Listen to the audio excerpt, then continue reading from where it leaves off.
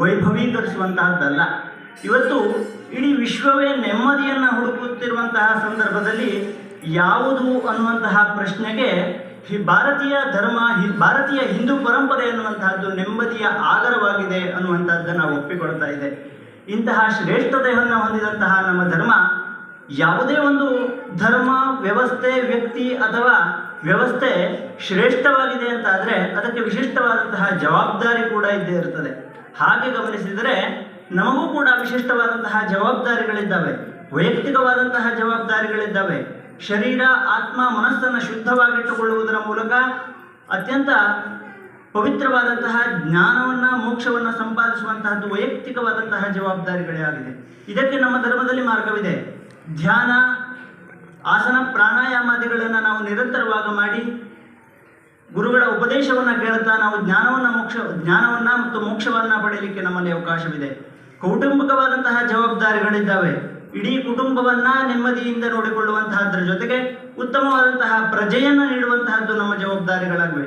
ಸಾಮಾಜಿಕವಾದಂತಹ ಜವಾಬ್ದಾರಿಗಳಿದ್ದಾವೆ. ವಸುದೈವ ಕುಟುಂಬಕಂ ಅನ್ನುವಂತಹ ಇಡೀ ವಿಶ್ವವನ್ನು ಒಂದು ಕುಟುಂಬ ಅನ್ನುವಂತಹ ಭಾವನೆಯಿಂದ ನೋಡುವುದರ ಮೂಲಕ ಇಡೀ ವಿಶ್ವದಲ್ಲಿ ಸಮಾಧಾನ ಶಾಂತಿ ಮತ್ತು ಅಸಮಾನತೆಯನ್ನು ದೂರೀಕರಿಸುವಂತಹ ಜವಾಬ್ದಾರಿಗಳಿದ್ದಾವೆ. ಇನ್ನು ಪ್ರಾಣಿ ಮತ್ತು ಪರಿಸರದ ಕುರಿತಾದಂತಹ ಜವಾಬ್ದಾರಿಗಳಿದ್ದಾವೆ. ಇಂತಹ ಹಲವಾರು ಜವಾಬ್ದಾರಿಗಳು ನಮ್ಮೆಲ್ಲರಿಗೂ ಸಹ ನಿರಂತರವಾಗಿ ಇರಬೇಕಾದಂತಹದ್ದಾಗಿದೆ. ಇಷ್ಟೆಲ್ಲ ಜವಾಬ್ದಾರಿಗಳನ್ನು ನಾವು ನಿಭಾಯಿಸಬೇಕು ಅಂತಾದರೆ ನಮ್ಮಲ್ಲಿ ಒಗ್ಗಟ್ಟು ಅನ್ನುವಂತಹದ್ದು ಉಳಿಯಲೇಬೇಕಾಗ್ತದೆ. ಯಾವೆಲ್ಲ ಧರ್ಮದಲ್ಲಿ ಅಥವಾ ಯಾವೆಲ್ಲ ವ್ಯವಸ್ಥೆಯಲ್ಲಿ ಸಂಘಟನೆ ಅನ್ನುವಂತಹದ್ದು ಇಲ್ಲಿಗೋ ಅಲ್ಲಿ ಜಾಗೃತ ಅವಸ್ಥೆ ಅನ್ನುವಂತಹದ್ದು ಬಹಳ ಕಾಲ ಉಳಿಯುವುದಿಲ್ಲ. ಧರ್ಮ ಉಳಿಯುತ್ತದೆ, ಧರ್ಮದಲ್ಲಿ ಜಾಗೃತ ಅವಸ್ಥೆ ಅನ್ನುವಂತಹದ್ದು ನಿರಂತರವಾಗಿ ಇರಬೇಕಾಗ್ತದೆ. ಹಾಗಾಗಿ ಇಂತಹ ಸಮಾವೇಶಗಳು ಸಂಘಟನೆಗಳು ಆಗಾಗ ಆಗ್ತಾ ಇದ್ದರೆ ಅಲ್ಲಿ ಬರುವಂತಹ ಯತಿವರೇಣ್ಯರ ಉಪದೇಶಗಳಿರಬಹುದು, ವಕ್ತಾರರ ಮಾತುಗಳಿರಬಹುದು, ಇವೆಲ್ಲವೂ ಸಹ ನಾವುಗಳು ಅದನ್ನು ಪುನಃ ಕೇಳ್ತಾ ಮನನವನ್ನು ಮಾಡ್ತಾ ಅದರಲ್ಲಿ ನಿಧಿಧ್ಯಾಸನ ಹೊಂದಲಿಕ್ಕೆ ಸಾಧ್ಯವಾಗ್ತದೆ.